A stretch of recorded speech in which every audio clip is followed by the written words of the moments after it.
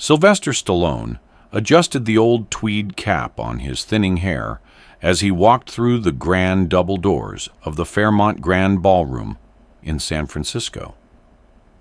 The golden light from the chandeliers rained down like melted sunlight onto the marble floor, and the air was thick with the scent of expensive perfume and polished ambition. At 78, Stallone didn't cut the same figure he once had. The thick, muscled frame of his youth had thinned out into wiry resilience, and the lines across his face told stories no Hollywood script could capture. He wasn't invited to this gala to make an impression. Earl Benson, his old Army buddy, who had made a second life organizing community outreach programs, had insisted he come, pressing a ticket into his palm and muttering, "It's good for you, Rock. Remind 'em you're still breathing." So he came, tugging a worn jacket over his shoulders and trying to ignore how the eyes around him shifted. Some curious, most dismissive, the way people look at an old street performer in Times Square. You're part of the scenery, not the story. He wandered the room slowly, hands stuffed deep into the pockets of his coat, soaking in the unfamiliar luxury. The crowd was a blur of sequins, pressed tuxedos, and champagne flutes. The conversations were light, easy, floating on a sea of privilege Stallone could feel himself sinking into. He caught snippets here and there, talk of vacation homes in Napa, new Teslas, Harvard acceptances, as if struggle was something that belonged to another species entirely.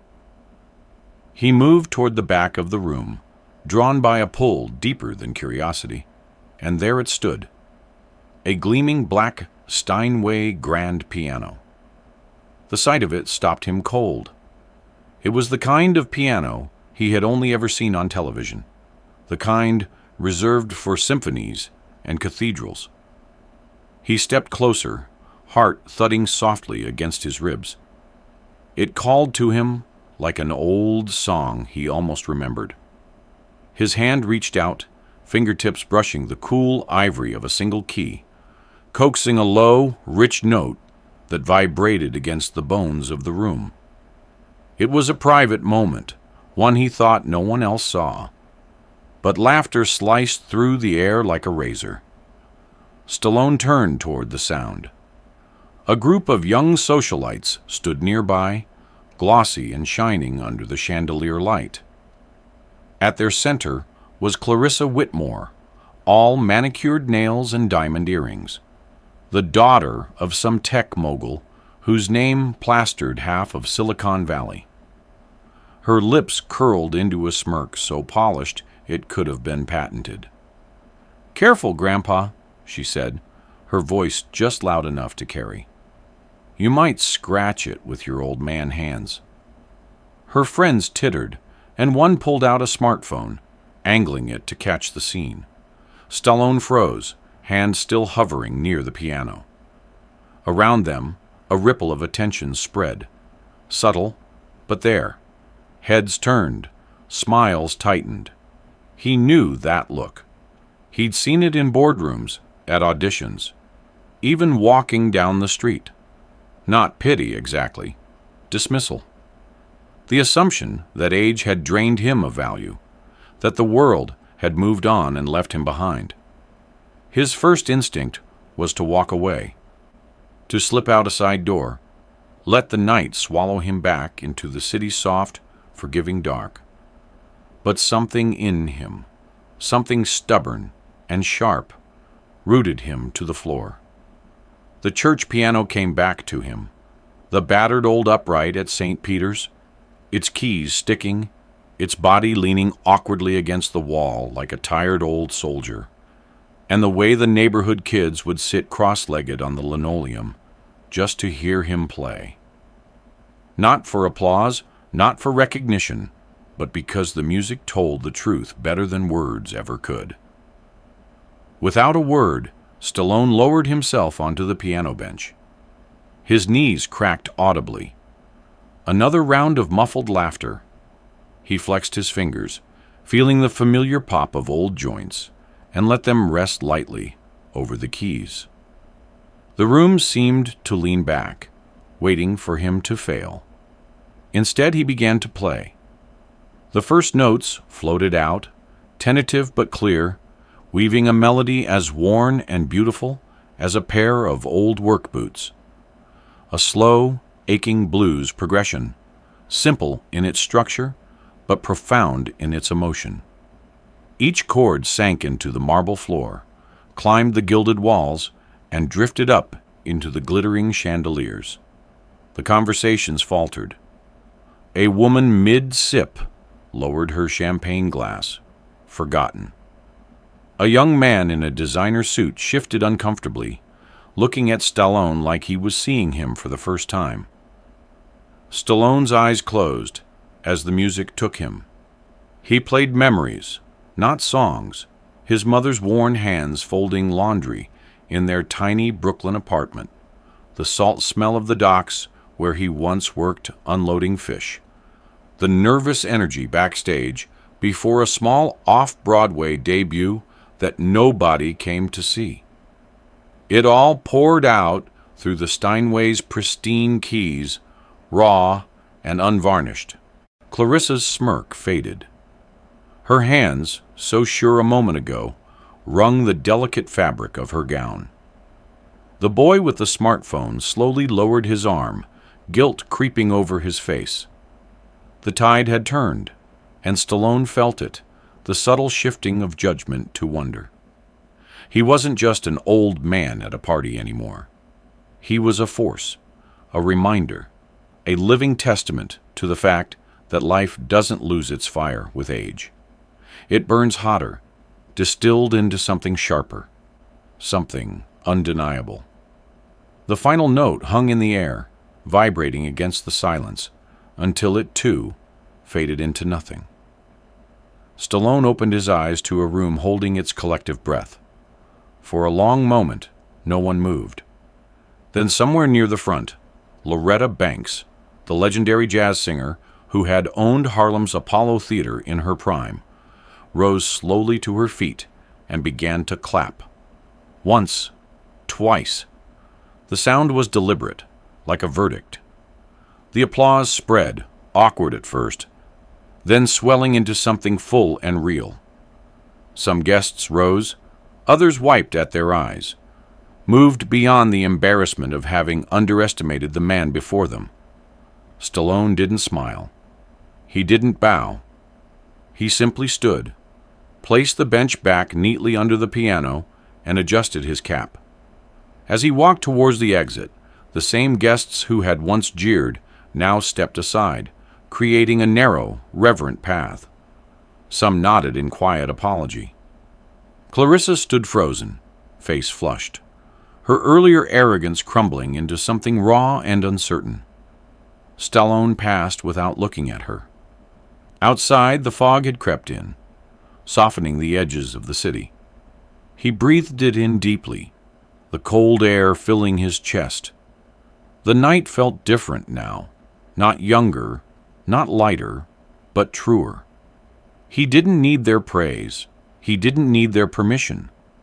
Music didn't belong to the rich, or the young, or the unwrinkled. It belonged to anyone with a heart stubborn enough to keep singing through the years. He tugged his coat tighter around him and started down the steps, each one feeling less like an effort and more like a promise. Somewhere in the darkness, a new song began to form, low and steady, stitched together from every scar, every battle, every triumph no one ever bothered to celebrate. And Stallone, battered and unbowed, followed it into the night. As Stallone made his way down the stone steps, the chill of the San Francisco evening wrapped around him like a worn, familiar coat. He pulled his jacket closer, letting the muted sounds of the gala fall away behind him. The clinking of glasses, the forced laughter, even the scattered conversations about who he was or wasn't. They no longer mattered. What mattered was the steady rhythm of his own heart, and the quiet, unshakable pride of a man who had refused to disappear when the world told him he should. The sidewalk was slick from the evening fog, the streetlights throwing long, blurred reflections on the pavement. He turned down California Street, his pace slow but certain, the city humming around him like an old friend. He had no destination in mind, just a need to move, to let the adrenaline of the moment bleed out into the night. A few blocks later, he found himself standing outside a tiny corner bar called the Rusty Nail, a place that hadn't changed since the 1960s, maybe longer. The neon sign buzzed fitfully above the door, and through the window he could see a scattering of patrons hunched over cheap beer and well whiskey. It wasn't glamorous, but it was real, and tonight that was enough. He pushed open the door, the scent of stale smoke and wood polish greeting him like an old song. Heads turned briefly, just another old man, no threat, no reason to look twice. He settled onto a stool at the end of the bar, nodding to the bartender, a woman in her 50s with deep laugh lines and tired eyes. She poured him a bourbon without asking, sliding it across the bar with a knowing smile. Stallone wrapped his fingers around the glass, letting the warmth seep into his bones. He didn't drink much these days, but tonight called for a toast, even if it was a quiet one. He raised the glass slightly, a private salute to resilience, to music, to the stubborn fire that still burned low in his chest. The first sip was rough, but it smoothed out as it went down, settling into him like an old memory. He sat there for a long time, listening to the low hum of conversation, the occasional burst of laughter, the shuffle of boots on the wooden floor. It was the kind of place where no one cared who you were as long as you paid your tab and left the world's troubles at the door. Yabby. At some point, the door swung open again, and a gust of damp night air followed a small group of young men inside. They were loud, a little drunk, dressed in blazers too expensive for this part of town. Stallone recognized them instantly. The same crowd from the gala, or at least ones just like them. Rich boys who wore rebellion like a fashion statement. One of them, tall and wiry with a careless grin, spotted Stallone and elbowed his buddy. "Hey, isn't that the guy from the party?" he said, not bothering to lower his voice. "The one who thought he was some kind of blues legend?" His friends chuckled, the sound sharp and thin. Stallone didn't turn around. He sipped his bourbon and stared into the mirror behind the bar, watching their reflections warp and shimmer. The bartender shot the young men a look, but said nothing. This wasn't the kind of place where fights started over words, but the tension was there, coiled and waiting. The tall one sauntered over, leaning his elbows on the bar next to Stallone. He smelled like expensive cologne and bad decisions. "Play us another tune, old man," he said, grinning. "Or did you use up all your magic back there on the rich folks?" Stallone set his glass down carefully, turned to look the kid square in the eye. His voice, when it came, was low and even. "You know, kid," he said, "you reach a certain age, and you realize some things aren't worth the effort. Explaining yourself to people like you tops the list." The smile faltered slightly on the young man's face, but he covered it with a laugh, slapping Stallone lightly on the back. "Relax, Gramps. Just having some fun." Stallone didn't reply. He turned back to his drink. The conversation effectively ended. The bartender came over, wiping her hands on a rag. "You want me to toss them?" she asked quietly. Stallone shook his head. "Not worth it," he muttered. The young men, sensing they weren't going to get the reaction they wanted, eventually drifted to a booth near the jukebox, their laughter growing louder but less focused. Stallone finished his bourbon and set a few bills on the bar. He didn't need this. Not tonight. Outside, the fog had thickened into a heavy mist, muffling the city's sounds and softening the edges of the world. Stallone shoved his hands into his pockets and walked. His legs ached, and the dampness crept into his joints, but he welcomed the discomfort. It reminded him he was still alive. He made his way toward the Embarcadero, the waterfront stretching out before him like a dark, breathing thing. The bay's cold breath kissed his cheeks as he leaned against the railing, staring out at the faint outlines of ships anchored in the distance. He thought about the gala, the piano, the music that had poured out of him, unbidden and unstoppable. He thought about the young faces, caught between arrogance and awe, and how quickly the world judged a man by the way he walked, the lines on his face, the speed of his hands. None of it mattered, he realized.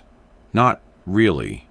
What mattered was what you carried inside, what you refused to let the world take from you.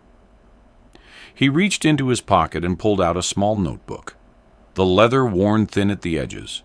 He always kept it with him, a habit from younger days, when ideas came fast and memory was less reliable. Flipping to a blank page, he took out a battered pen and began to write. Not music, words. A line, rough but real, formed under his hand. They laughed when I touched the keys. They stopped when I touched their hearts. He stared at the words for a long moment, then nodded once, sharply, as if sealing a pact with himself. He didn't know what tomorrow would bring. Maybe nothing. Maybe another quiet day at the church piano.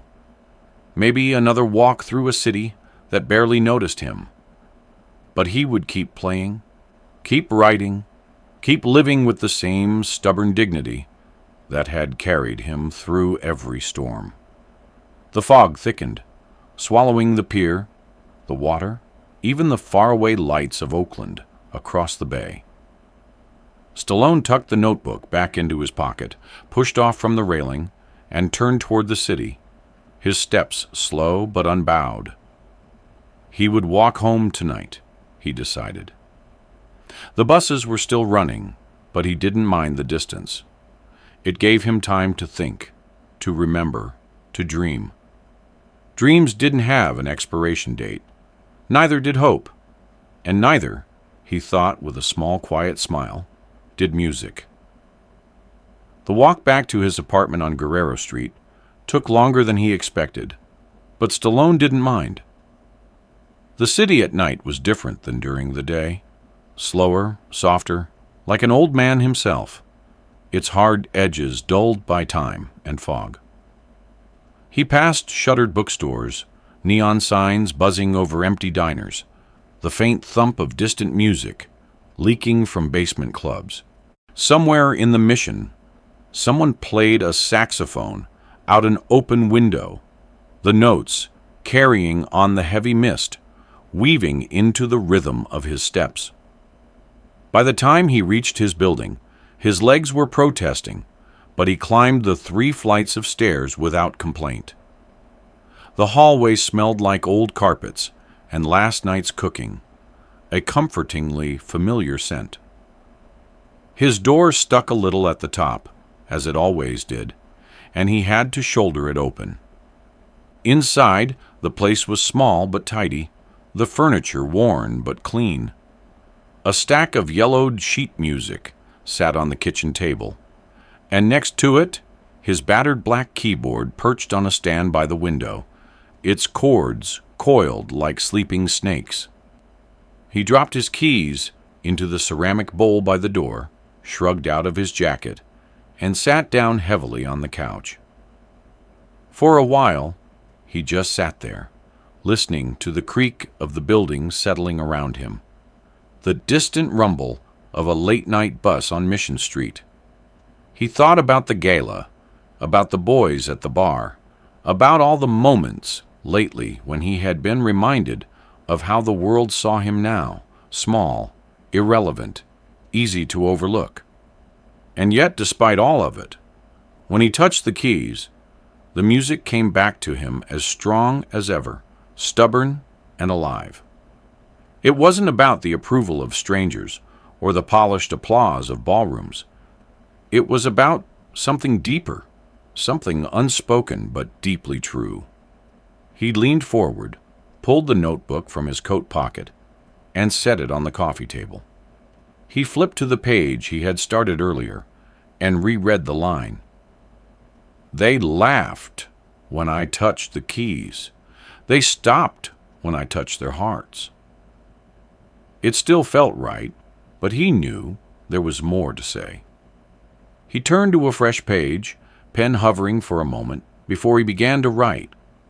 He wrote about nights in Brooklyn, when music was the only thing that made sense. About days spent hauling boxes and nights spent dreaming of stages he might never see. He wrote about the loneliness that clung to success like a shadow, and the bittersweet freedom of being forgotten. He wrote until the words blurred, and his hand cramped, until the city outside his window had gone silent, and the fog had swallowed even the streetlights. When he finally set the pen down, it was almost dawn. The first thin threads of light were unraveling the dark, and the city was beginning to stir. Stallone stood, stretching stiff muscles, and walked over to the keyboard. He sat down, fingers hovering for a moment above the plastic keys. They didn't feel like the Steinway, no gleaming perfection here, but they felt like home. He closed his eyes and began to play, letting the new melody find him. It started low, tentative, like a conversation with an old friend not seen in years. Then it grew, weaving threads of sorrow and hope, regret and resilience into something whole. The notes filled the tiny apartment, spilled out the cracked window, and into the awakening city. He played until the sun climbed high enough to bleach the fog into nothingness.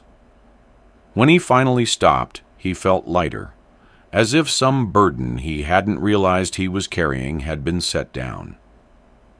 He made himself a pot of strong coffee, black and bitter, and sat by the window, notebook in hand, watching the city shake itself awake. The world moved on fast these days, faster than ever, but for a little while he had carved out a space where time didn't matter, where what he carried inside still had weight, still had meaning. The days that followed were quiet, but full. Stallone played at St. Peter's most afternoons, slipping into the sanctuary when no one was around, letting the music speak for him in the empty echoes of the church. Sister Mary caught him once and just smiled, setting a cup of tea on the piano before disappearing without a word. He kept writing, too, filling the notebook with half-songs, fragments of memory, small truths he hadn't realized he needed to say.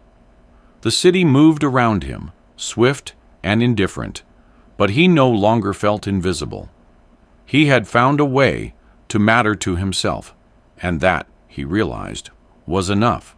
One Saturday evening, as he was packing up to leave the church, Sister Mary approached him, her sensible shoes clicking on the stone floor. She held out a small flyer, its edges curled. "You should come," she said, her voice kind but firm. He took the flyer, squinting to read it in the dim light. It was an announcement for a neighborhood music night at a local community center, an open mic event where anyone could sign up to play. He hesitated. Those things were for kids, weren't they? Bright-eyed teenagers and hopeful 20-somethings, not tired old men with weathered hands. Sister Mary must have seen the doubt on his face because she just patted his arm and said, "People need to hear you, Sylvester. Not because you're young or new, because you're true." He folded the flyer carefully and slipped it into his pocket without making any promises. That night, he lay awake longer than usual, the city's noises drifting through his window. He thought about the gala, about the way the music had filled that glittering room, stripping away pretense, demanding honesty. Maybe Sister Mary was right. Maybe it wasn't about fitting in or being admired. Maybe it was about showing up, about offering what you had, raw and real, and letting the world decide what to do with it. The following Friday, he found himself standing outside the Mission Creek Community Center, flyer in hand, heart hammering against his ribs like he was 25 again and about to step onto a stage for the first time. The place was packed. Families, teenagers, couples from the neighborhood, a scattering of older folks. The lights were low, the chairs mismatched, the air humming with nervous energy and cheap coffee. He almost turned around. Almost. But then he saw a battered upright piano tucked against the far wall, its keys chipped and yellowed, but still proud. He walked to the sign-up sheet, picked up the pen with a hand that trembled slightly, and wrote his name. Sylvester Stallone. Just like that. When his name was called later that evening, a ripple of curiosity ran through the room. Most people only knew the name from old movie posters and cable reruns. They didn't know the man who had lived 1,000 lives behind that famous face. Stallone made his way to the piano, the room tilting slightly under the weight of so many eyes. He sat, adjusted the bench, flexed his fingers once, and began to play. He didn't choose something flashy. He didn't try to impress. He played a song he had written just days before, a simple melody stitched together from every late-night walk, every lonely triumph, every time the world had told him he was too old, and he had answered by simply being more himself. The room listened, really listened. No phones, no whispers, just the music, pure and unfiltered, filling the spaces between them. When the final note faded, there was a beat of silence, heavy and sacred. Then the applause came, not explosive, not frenzied, but real, warm, alive. Stallone stood, nodded once in thanks, and made his way back to his seat. He didn't need to stay for the rest of the night, but he did. He sat among the people, drinking weak coffee from a styrofoam cup, letting the laughter and the stories and the songs wash over him. He was a part of it, not separate, not forgotten. When he finally stepped back into the cool night air, he felt lighter than he had in years. The city stretched out before him, messy and alive and indifferent, and he loved it for all of that. He tugged his jacket tighter, shoved his hands deep into his pockets, and started walking. Somewhere inside him, a new song was already beginning to take shape. He didn't rush it. He had learned the best songs were the ones that found you when you weren't looking, the ones that whispered, not shouted.